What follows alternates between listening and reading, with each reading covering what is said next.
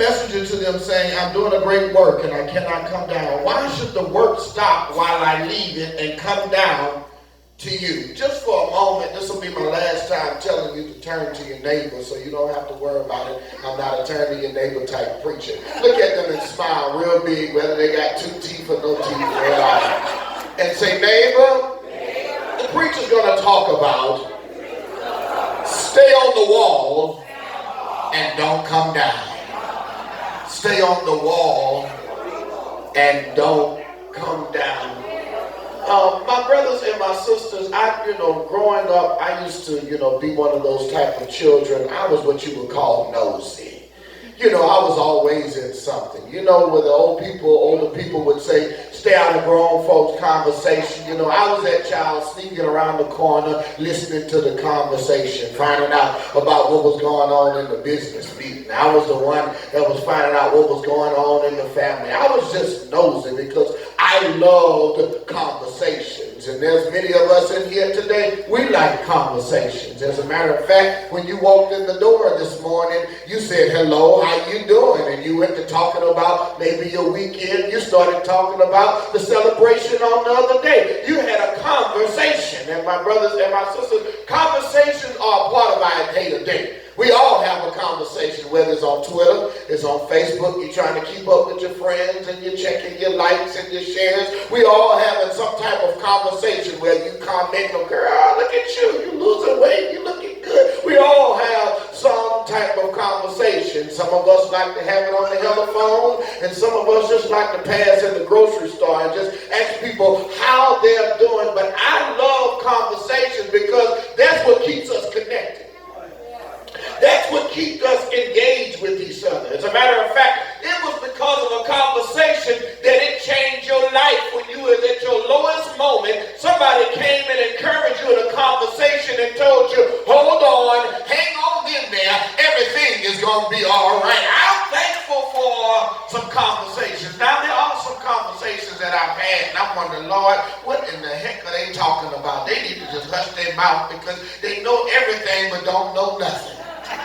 Yeah, conversations. They're so unique. Sometimes you have conversations, I'll let you alone. You have conversations, you just standing there and all you hear is and you don't hear nothing else until they say, all right, good to see you, take care here. But growing up, I enjoyed certain kind of conversations with my grandmother who transitioned recently.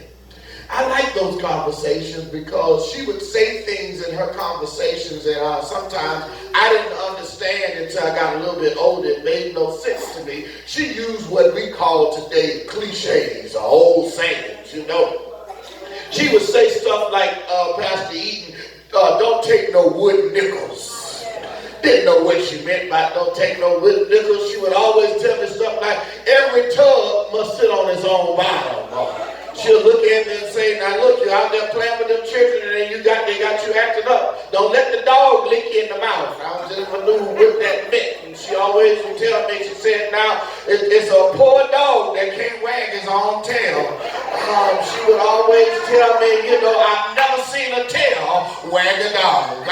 She would just always have some sayings, and it didn't make any sense until I got older. But I recall one of our conversations that stood out to me, and I vowed that I'd never preach this sermon until after she died. She looked at me one day and she said, son, does not matter what you accomplish in life, does not matter what you obtain in life, does not matter how much money you have or how many people like you or how many people talk about you. She says, I want you to do something for me. I want you to take on the spirit of Nehemiah, and I want you to stay on the wall and don't come down. Now, as a young boy, I didn't know what she meant. I was like, what wall is she talking about? And as I got older and I started realizing what God has for me, and I started realizing what God's purpose is for my life, I realized, like many of you in here today, that we all have a wall that we must work on. She helped me to realize that in this life that we're constantly building on our walls.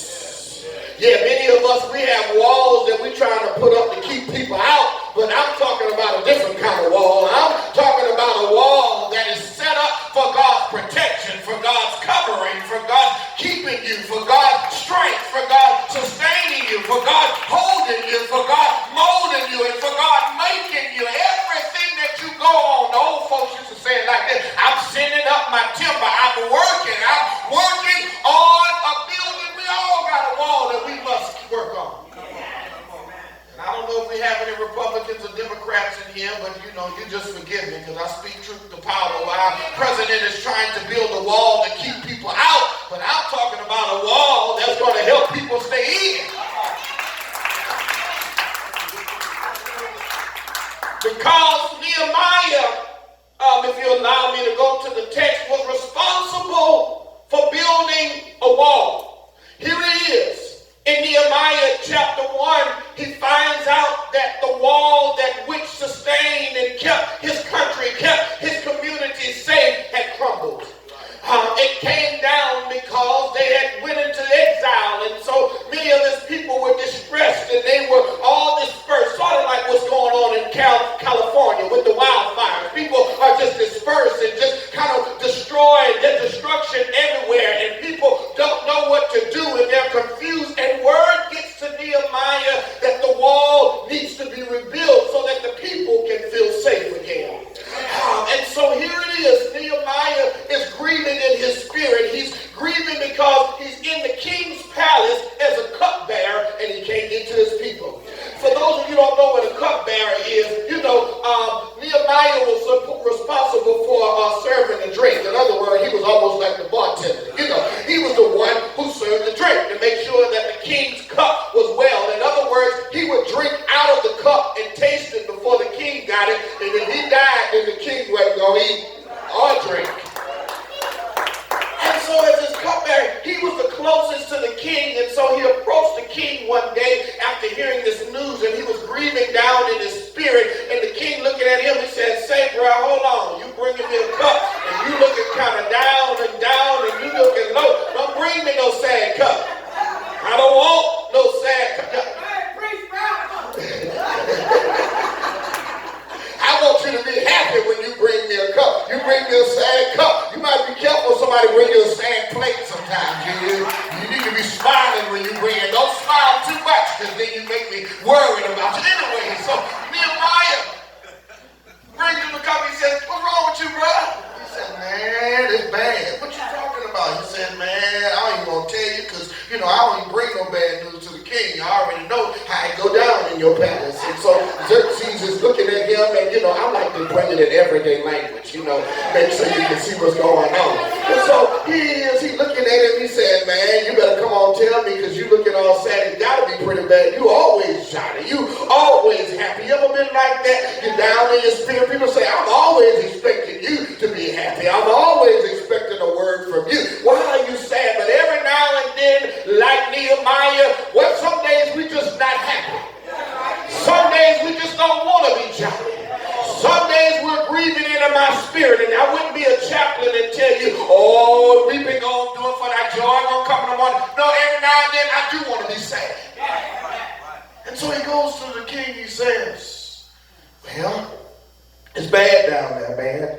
The wall is down. People are distressed. People are all displaced. Everything is bad, and my people, they need help. And I'm up here with you, and I don't really want to leave you, king, because if I leave you, you ain't have nothing to drink or eat. And so, I don't know what to do. I'm just torn because I know my people need me, but I know you need me here too." And so he says, I don't know what to do. He says, "Man, that's all you need?" He said, "How long you going to be gone?" He said, "Well, look, I'm going to send you lumber. I'm going to send you some soldiers. I'm going to send you a little paperwork so you go ahead of you so you can have the ability to move around and do what you need to do. Whatever you need, lumber, nails, whatever you need, I will supply it for you. And I'll make sure that you get to your people." Let me go ahead and put a quad in the meat and park down on Canal Street just for a few of y'all before I get into the meat of this sermon. The reason why many of us aren't able to get what we need in life because we're so busy sad, and we stay sad so long till we're not bold enough to open up our mouths and say, "You know what, Lord, I need some help. I can't do this by myself," because for many of us, we're gonna be like Nehemiah. We're gonna say, "Lord, I got the baddest burden by myself." But a lot of times God says, what I have for you is right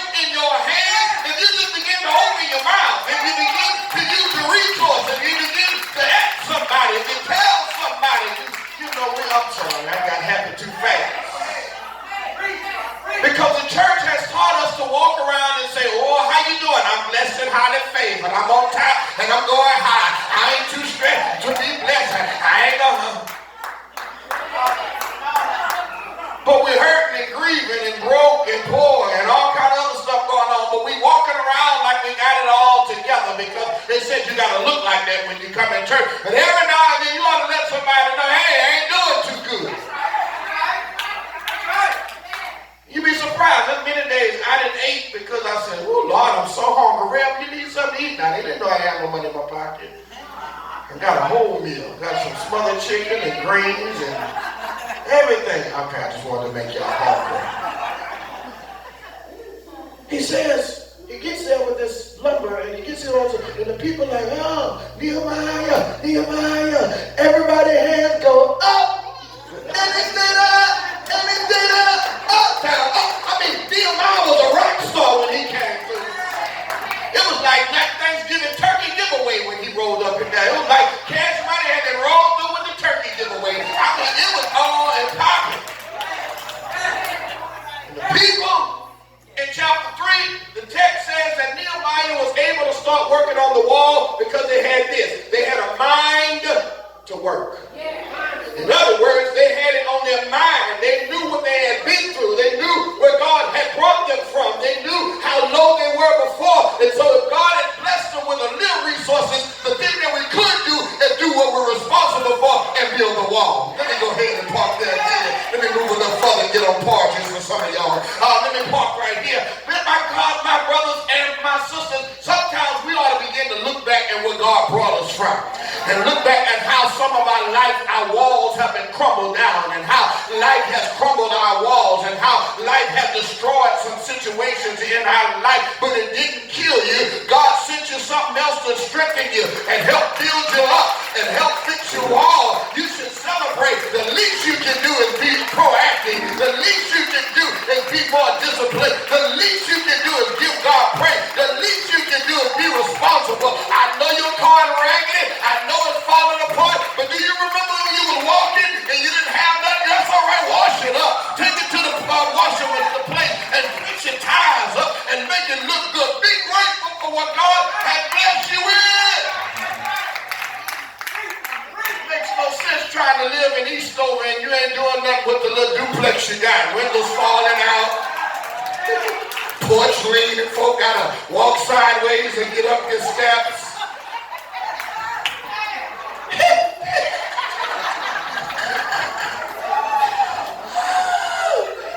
They had a mind to work. In other words, God has blessed you. I know you say, well, you know, we're in somebody else's church and not somebody else doing it. But God says, guess what? You have a mind to work. How you know you got a mind? Did you keep coming every Sunday? You keep sharing, you keep participating, you keep being active, and guess what you're doing? Y'all all building on the wall. God has called you, y'all all building on the wall, because everyone has a responsibility on the wall. Because the Bible says that each family was responsible for their little section. Each responsible for their neighborhood. So that we're responsible for our part, and we all put all our parts together. Don't you know what God can do? Don't you know God will make some stuff happen? Don't you know God will show up supernatural if you take your part, you take your voice, and you take that right, Charles? You take one voice, and you take another voice, and you put that voice together, and you put that voice, before you know it, you got harmony and a choir. You ought to tell somebody, come on, bring something to the table. Tell somebody, bring something to the table. We all got to walk. Let me go ahead and get to the meat of this because y'all ready to go. He says, now we're going to build this wall. And they building the wall. And everybody's singing, oh, Nehemiah came and he didn't build that wall. Oh, Nehemiah came and he didn't build that wall. They all singing and they're shouting and the wall is going up and the wall is going up and the wall is going up. Thank you so much. And the wall is going up. And they all celebrating and everybody around them is now seeing what God has done. Everybody is now witnessing what God has done. First they was down, and now they're witnessing what God is doing. There's going to be some folk that's going to look at you in this season where God is taking you, and they're going to witness what God has done for you. They'll be like, I thought that was down and out. Ain't that them folks that was down, and ain't that them folks that was on South Liberty, but God will raise you up to the folk and like, whoa!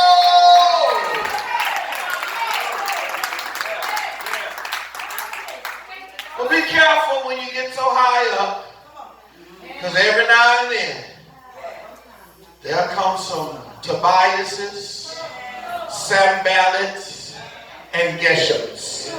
For those of you who don't know them, no, they're not from the Ninth Ward or Uptown. These are some folks in the Bible that showed up as Nehemiah was building the wall. He got up, I mean, it was going good. And here come Tobias, Sanballat, and Geshem. And here they saying, oh! Thank you, baby. See, the baby's listening. That's all right. Man, look what you done done, man. You know, that's how folks do. Once you get blessed, things start going well for you. Here they come. Man, where you got this from? Man! Woo! Man, look at the wall. Well, I tell you what, man, since y'all working on the wall, won't you come on down to the land of Oh No and hang out with us? Take a break, man. Come on to the land of Oh No. Nehemiah looked at him and said, oh no. Because God called him to a work. And here come those three trying to distract him and get him off course. Let me go ahead and bless somebody because I'm already through with my sermon. You got to be careful because when you're working on something and it's going well, those folk that come around you or those people or those situations that come around you and they're going to try to get you off your wall because they see things going well with your family, you and your boo and your wife going good, and here they come want to slide up in your DMs and start making up for the young folks. Y'all know what I'm talking about. Yeah, you know, things are going well for you. Things are your little job going well. And here come that coworker. Well, why they got to always do this? And why they got to always? You got to be careful about folks that always got something to say. Always, when they don't know what God is doing. They don't know what you've been through. They don't know what you had to get through to get your wall up. They don't know what you had to go through to get where you are today. They don't know how you had to hitchhike rides and try to call somebody. And now, as soon as you get something, here they come. Well, if I was you, you ain't me. Trying to get him down to the land of, oh no, I'm through. He said, oh no. Now, so that you'll say that I studied and I went to the school or something and know something. In Executions, it says that the land of Ono took about 2 days from Jerusalem to get there. So in other words, he would come down off the wall. It'll take him 2 days to get there, hang out with them, and then it'll take him another 2 days to get back home. So that's 4 days he's away from the work that God has called him to. Now, I don't know about you. I ain't the smartest cookie in the bunch. I know I ain't the best one. I ain't the smartest grandchild. I ain't the brightest one in the class. I'm not the valedictorian, but I know the difference between 2 and 4. And I know if I'm going away from something 4 days, that allows us an opportunity for something else to slip in while you're gone. Yeah, my grandfather used to sing an old song walking around the house. I didn't know what it was. He said, why are you stepping out?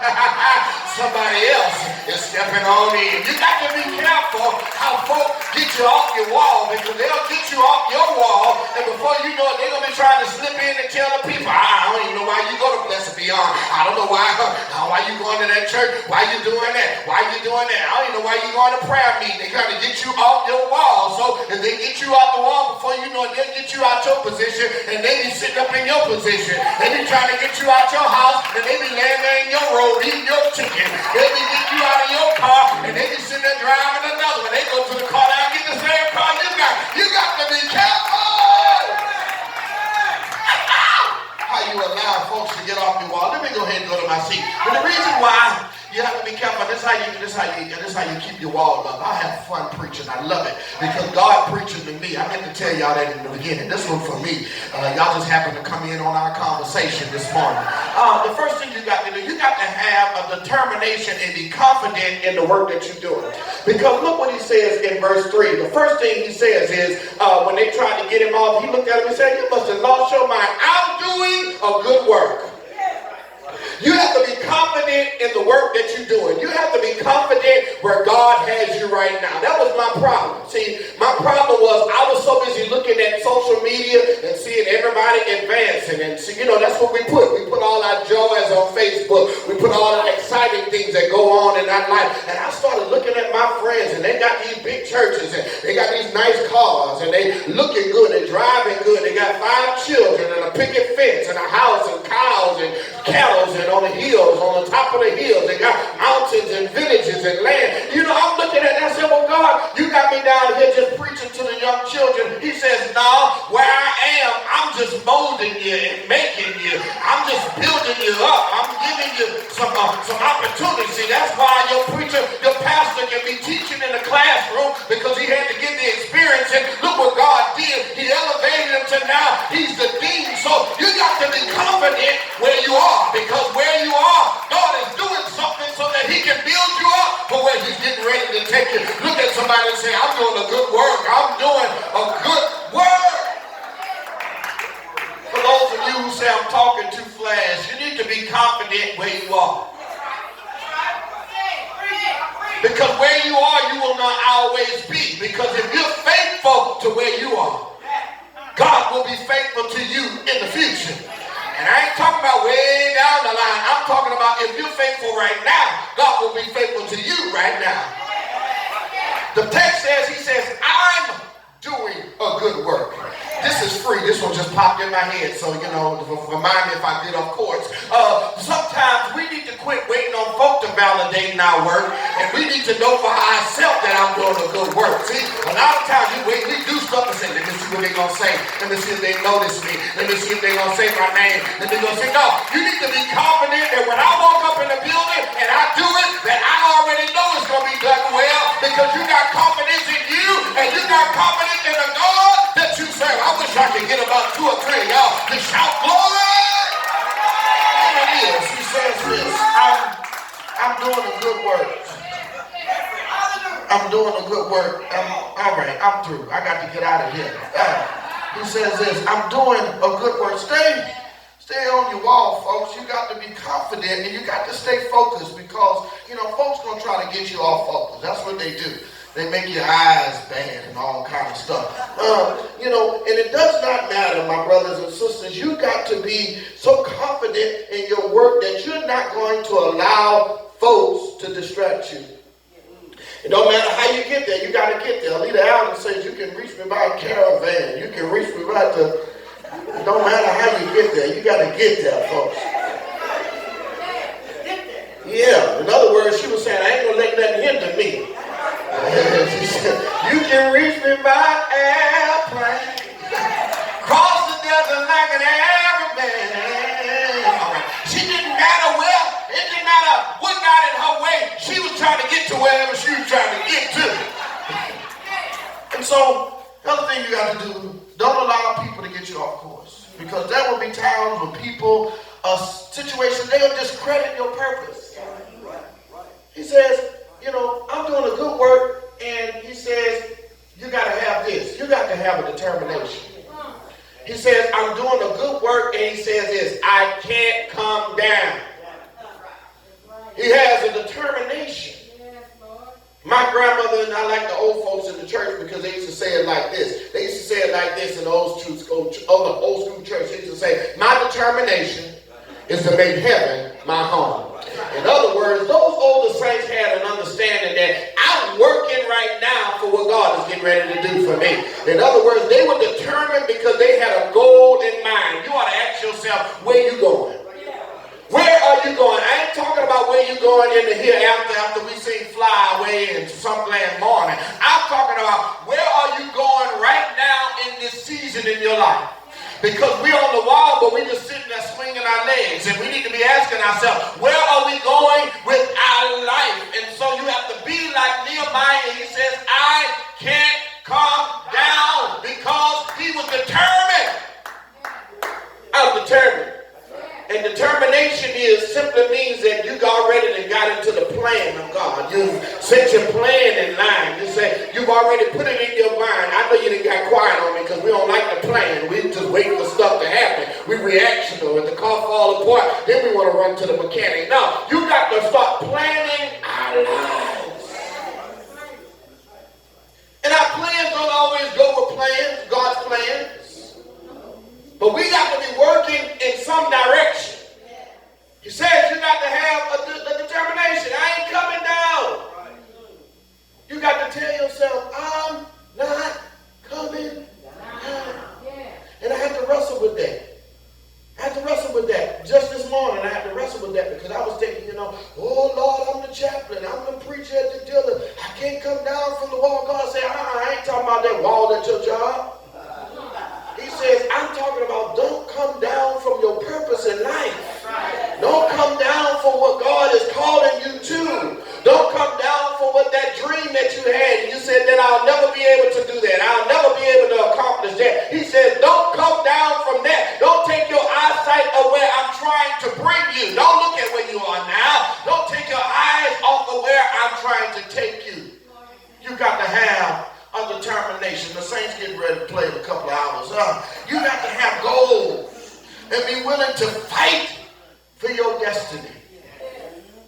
Because I'm sure my brothers and my sisters, I ain't got time, so I ain't going to get too much higher than 9 and did it all in the beginning.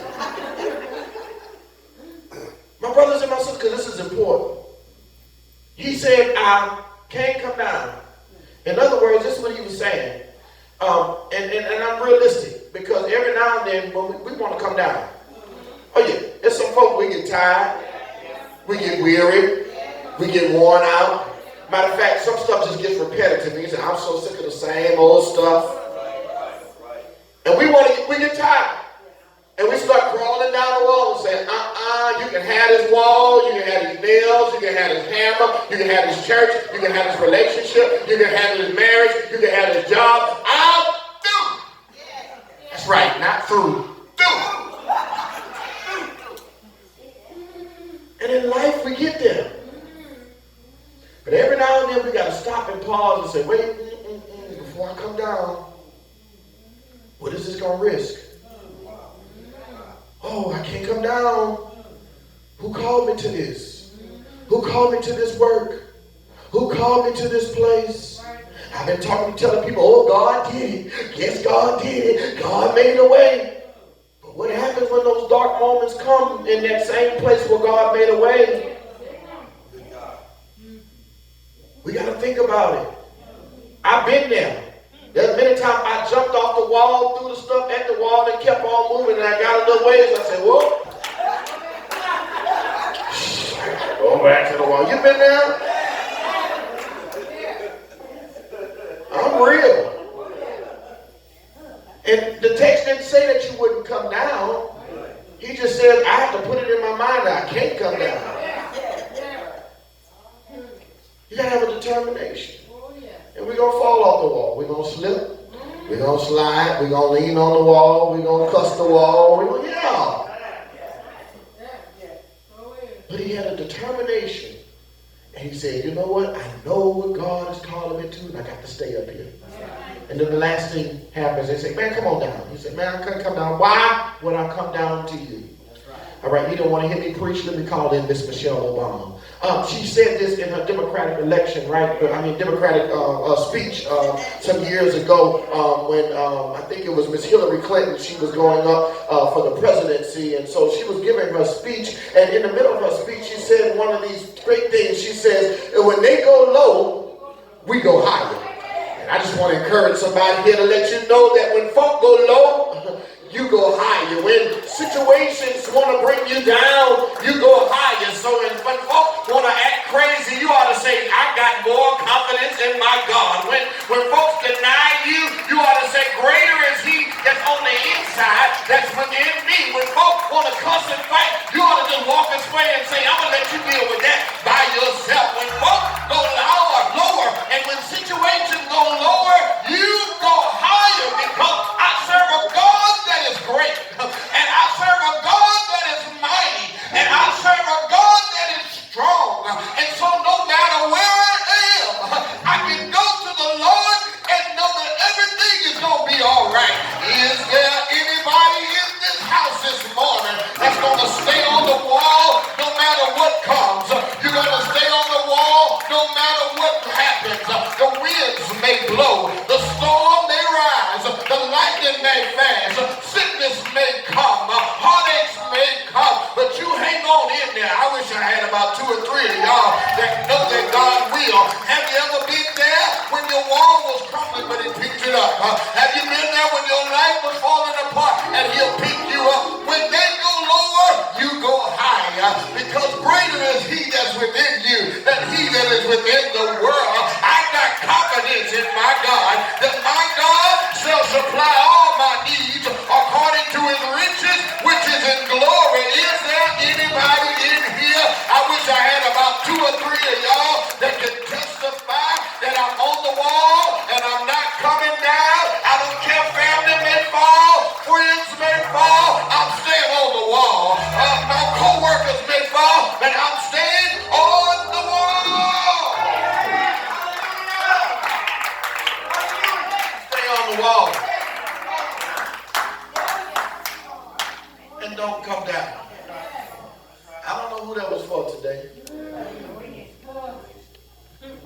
Somebody needs to know that today. wrestled all morning. I sat there. I said, I ain't going to get to the pulpit until you give me what you want me to say. I walked out and I walked in. He said, no, I told you what to preach. Now you tell those people stay on the wall and don't come down. Come up here and preach. So I know that's for somebody. May not be for everybody. But one day when you get to your wall, you're going to remember that little bald-headed, sweaty preacher came and told y'all, stay on your wall and don't come down. Because God is getting ready to build some great things, not only just in your life, but in your relationship, in your family. But God is getting ready to build some great things even in this ministry. Look what he's done. Look where you started. Look what God has brought you. Look around. I know folk, I go visit churches. Folk can't get this many people in church. Look what God has done for this ministry, and you're growing. Y'all got families. I see some of y'all booed up and, got your children and everybody, all in church together, This is what I'm talking about. God is increasing, and he's the Lord that's in this place. And he's building. And don't, before you leave here, no, Lance ain't told me nothing. This is what God gave me. Stay on the wall, church. All right. And don't come down. Because what God has for you is for you. Let us pray. God, we bless you. We thank you this morning that you blessing these people. God, this blessing beyond, God. The name stands alone. God, because you give blessings beyond what we even expect. And God, when we get weak and we come down off the wall and we want to give up, God, we ask now that you would give us strength to stay on our wall. That we can encourage our friends around us. Come on, y'all, let's stay on the wall. We love you, God, for your strength and for your kindness and your grace, because we realize that we are nothing without you. God, we can't build the wall. It's because you give us the strength and you give us the tools and you give us the wisdom. And so we ask now that you give us what we need so that we can be good doers, that we can be diligent workers, God. We love you and we give you praise, and we thank you for this church. It's in Jesus Christ's name we pray. All God's people said amen. Praise God. I love